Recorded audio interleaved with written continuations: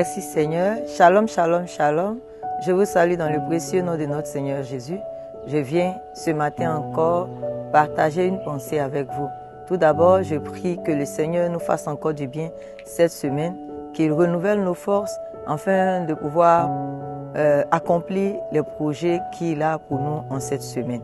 J'ai trouvé dans le livre de Éphésiens 4, le verset 26 qui dit « Si vous vous mettez en colère, ne péchez point, et que le soleil ne se couche point sur votre colère. » Ce matin, j'aimerais parler de la colère. La colère, c'est quoi?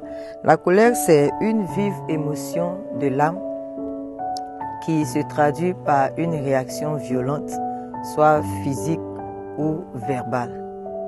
La Bible dit, si vous vous mettez en colère, donc il peut arriver qu'on puisse se mettre en colère, et le verset continue pour dire, ne péchez point. Comment on peut pécher lorsqu'on est en colère?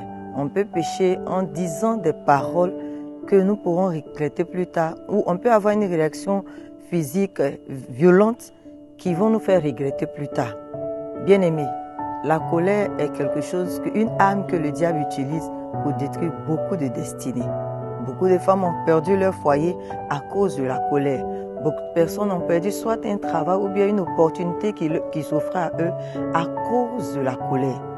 Bien-aimé, ce matin, je veux que tu reviennes et que tu regardes cette parole qui dit « Si vous vous mettez en colère ». Donc la colère peut venir, mais cette colère ne doit pas te pousser à pécher, à faire quelque chose que tu pourras regretter plus tard.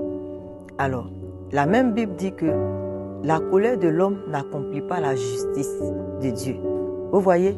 Ce qui veut dire qu'il y a des gens qui se mettent en colère et souhaitent même le mal, la mort de quelqu'un. Non, c'est une arme que le diable va utiliser pour détruire votre vie, pour détruire votre destinée. Alors ce matin, je viens pour t'encourager à faire un travail profond sur toi-même, afin de pouvoir laisser cette colère. N'as-tu pas remarqué que cette colère t'a fait perdre beaucoup de choses, beaucoup de belles choses? Alors ce matin, je t'encourage à faire un travail et surtout à inviter le Saint-Esprit à t'aider à laisser la colère, afin de pouvoir être une bénédiction au lieu d'être un problème pour les autres.